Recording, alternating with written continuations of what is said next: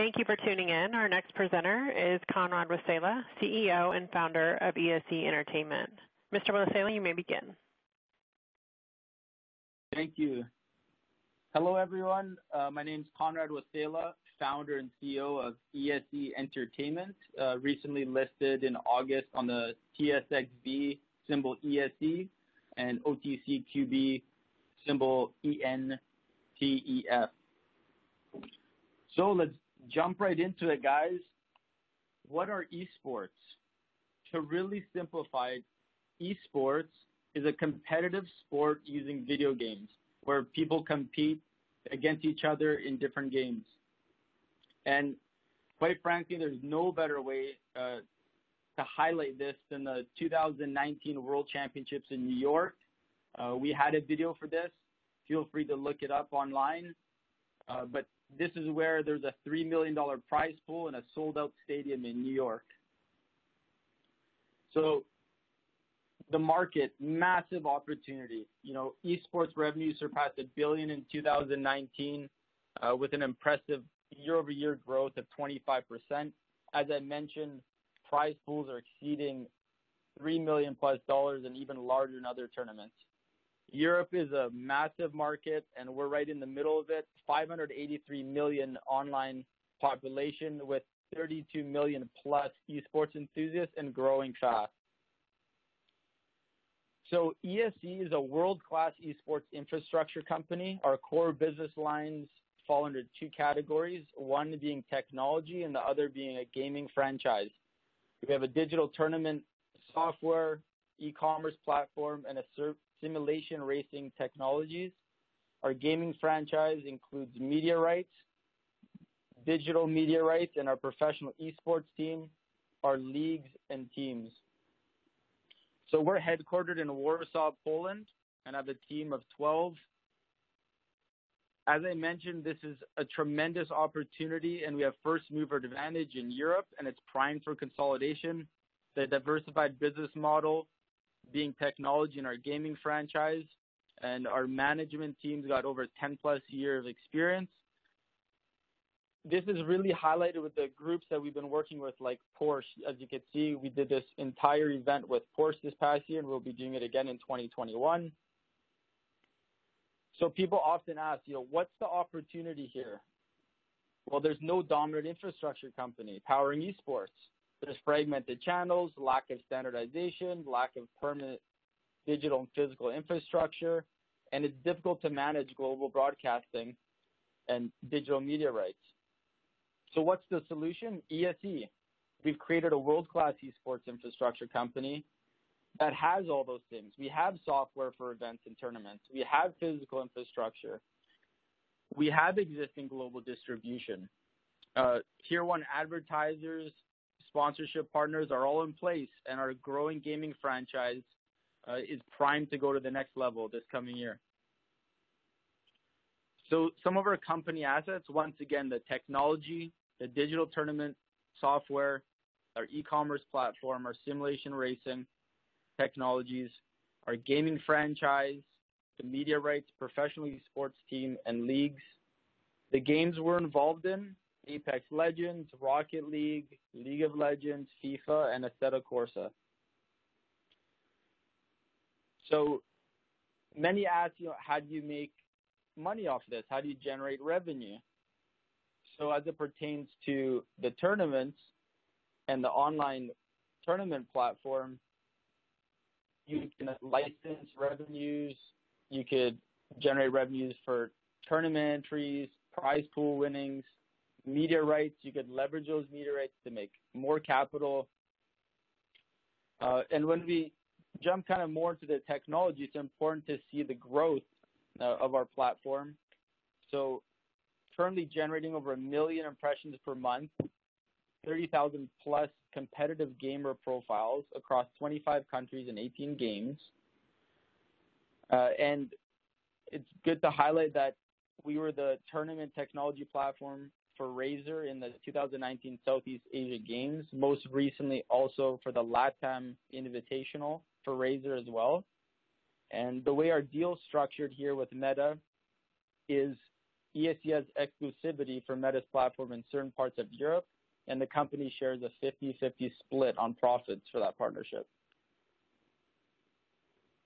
When we discuss distribution and media rights, we signed a deal with Esports TV, also known as ESE.V, and I think their partnerships speak for themselves. So we have distribution via Amazon Fire TV, Sling, Roku TV, Samsung TV Plus, WatchFree Vizio.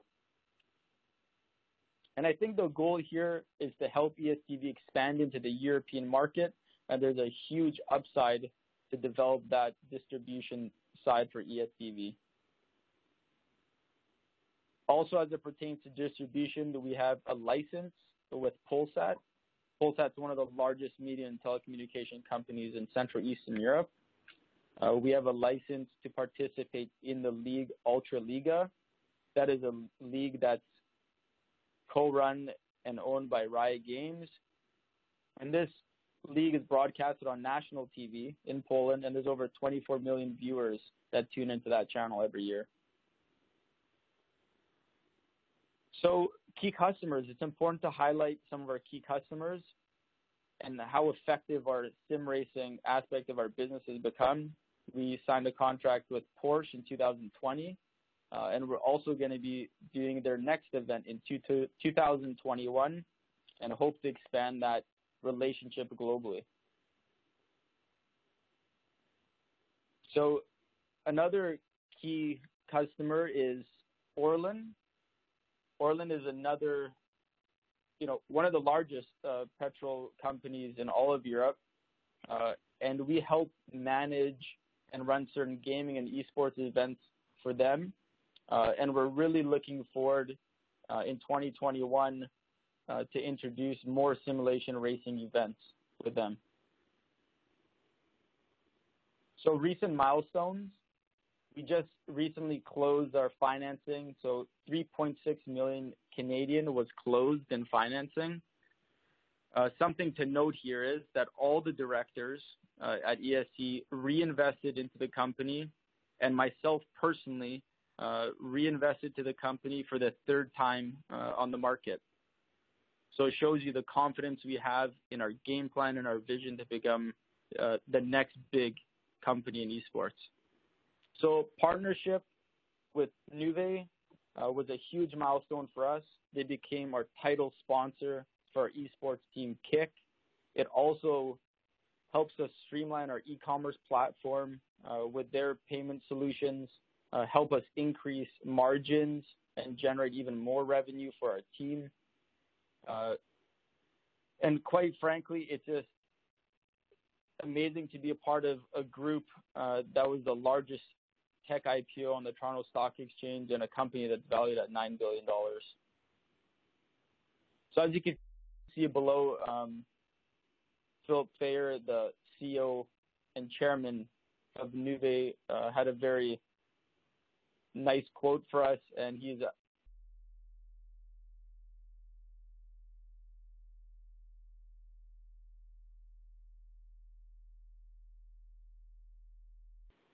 We also recently signed a deal with a pharmaceutical company called Farmofit, allowing us to once again generate another line of revenue. We've created one of the first supplements in esports with our team Kick. This allows us to sell that product on our e-commerce platform and generate even more revenue.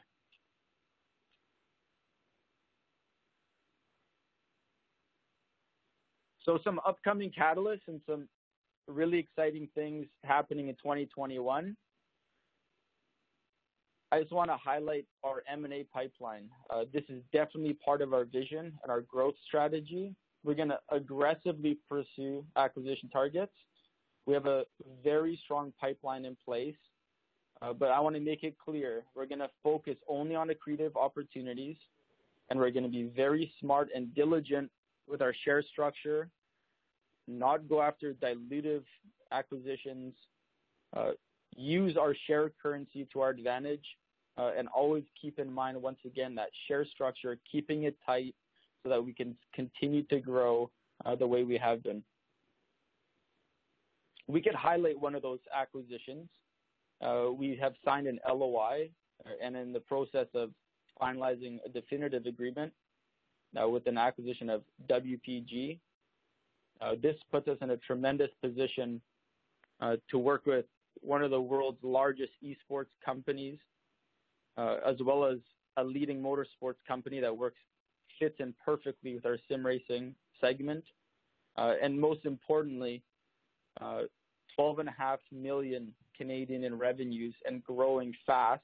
I believe with our synergies, we could really continue to grow at a very fast pace on a quarterly basis. And like I said, it fits our mold. Great structure, limited dilution, and it's just 100% in line with our vision of keeping that tight structure. As it pertains to our simulation racing technologies and our overall simulation racing business unit, we've noticed that this is a massive opportunity for us to grow. There's a big upside in sim racing. We know we could expand revenues fast from our track scanning technologies. We've already signed several contracts. You will be seeing some news releases coming up soon that highlight some of those massive motorsport companies that we've signed deals with. And we are going to continue to build, our business with groups like Porsche. I can't name the others as of yet, but it's really exciting times in that segment.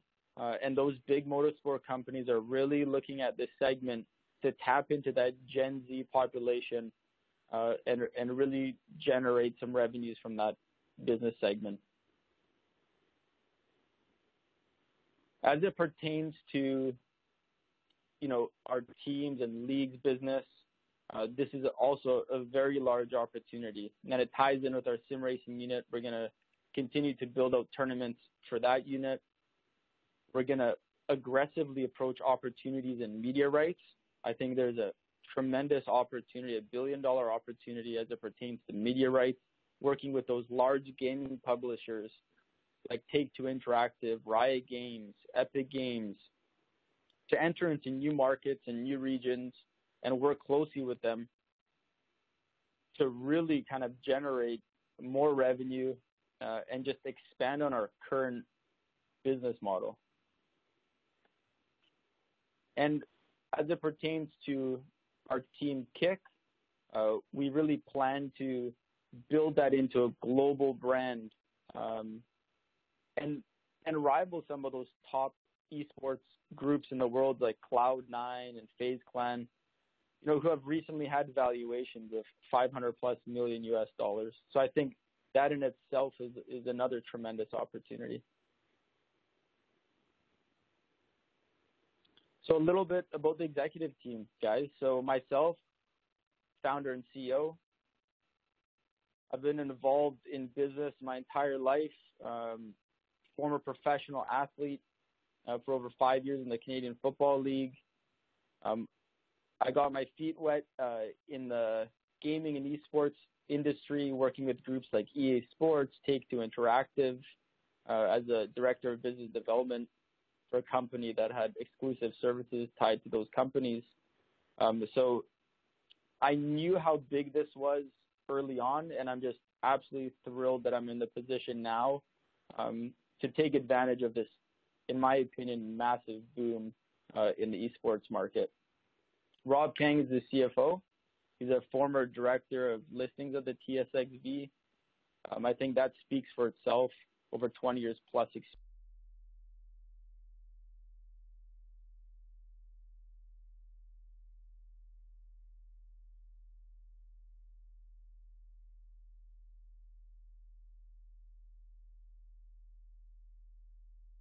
Years. And you could read his bio. I think it speaks for itself as well. Michael Mango, Director of Marketing, 12 years of experience in sport marketing and esports strategy. He's a co-founder of the first sociological study on esports and gaming in Poland. And he's been a part of some of the biggest teams in the world. And he's been a part of this movement since day one. And he's a tremendous asset to us. Pedro Fernandez, he's the director of the Kick franchise. Once again, he's quite frankly a living legend in the esports community. You know, he was part of some of the first ever esports tournaments and leagues. You know, awards, 800 plus awards and 500 plus tournament wins. We're just thrilled to have him on board, and I think we're going to continue to build Kick into a global brand. So comparables. This is as of January 6th. So ESE, 50 million to 55 million market cap.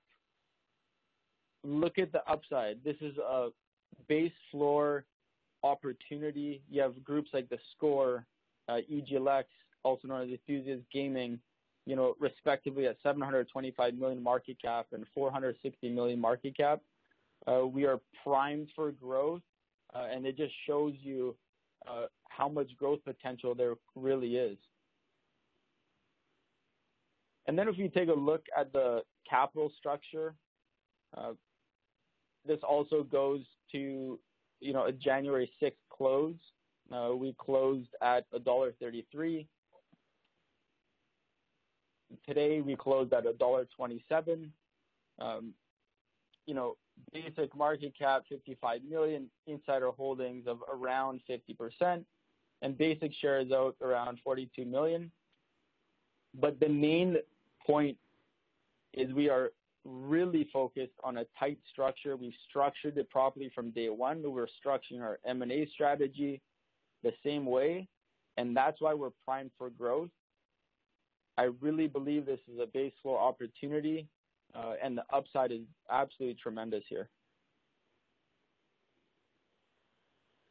So thanks for your time, and let's jump into some Q&A. I'm sure you have a lot of questions, and I'm here to answer them.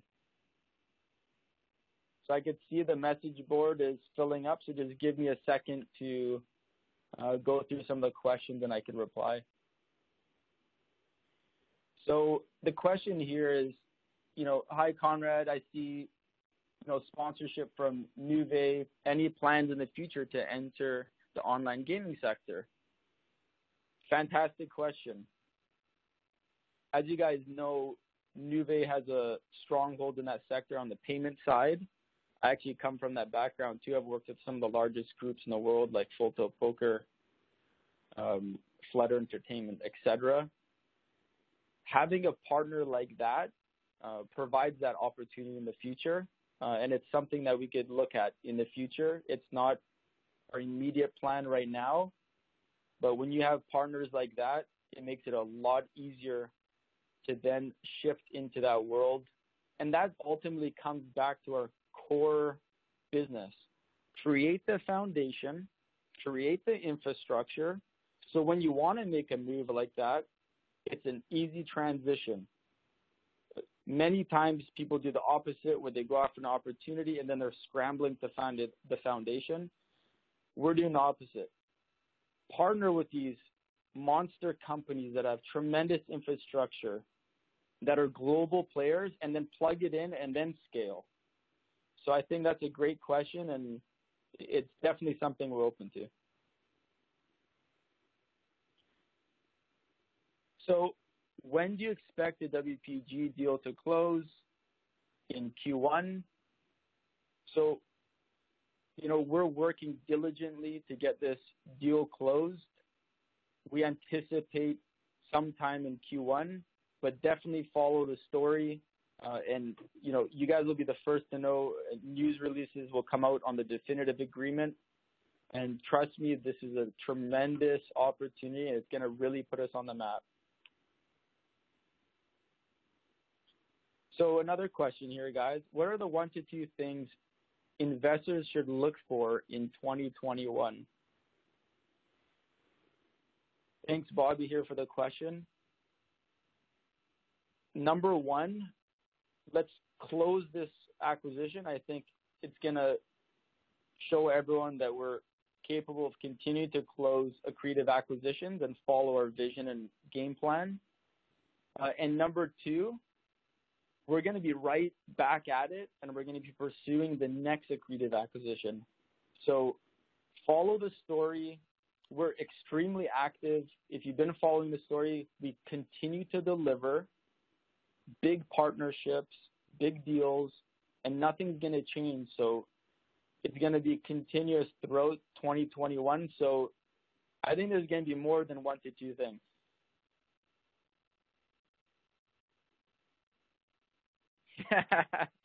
This one's great. I had to answer this.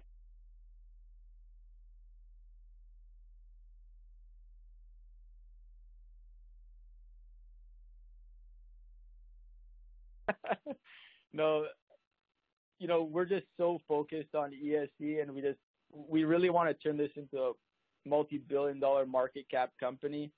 But maybe after that, we can make a run for it.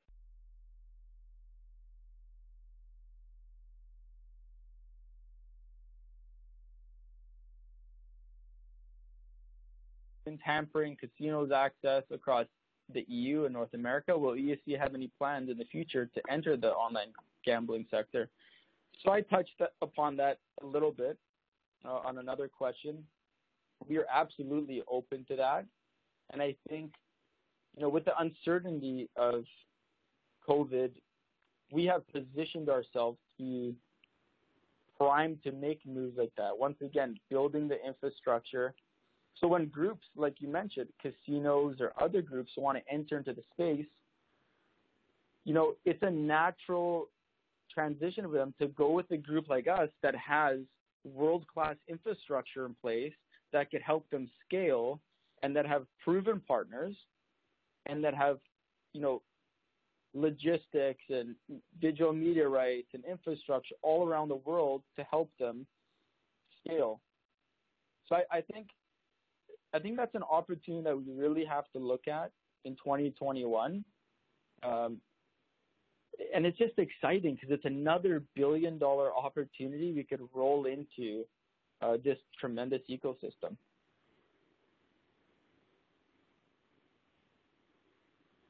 So, I think that's about it as it pertains to the questions.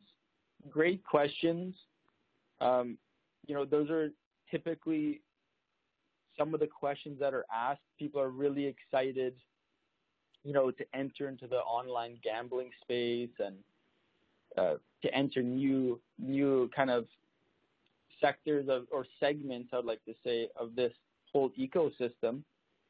But, don't get carried away with some of those opportunities. I think it's very important to set up the infrastructure and be in a position to even enter into those markets. Those are very tricky markets. I've worked with them in the past. Huge upside, but first build a foundation like we're building. Be in it for the long run. Partner with these big conglomerates that know how to do it and have the know-how, and then take a real run at it and scale. And trust me, when we enter those new opportunities, you'll definitely know about it because we're going to have the infrastructure behind us to scale it.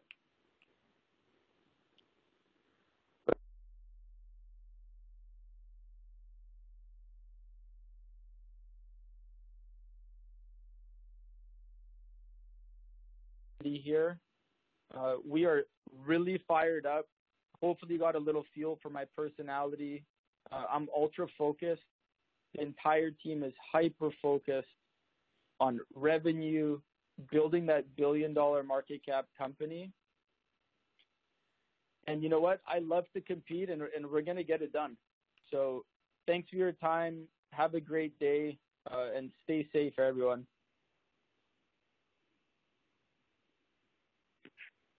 That will conclude the webcast. Thank you.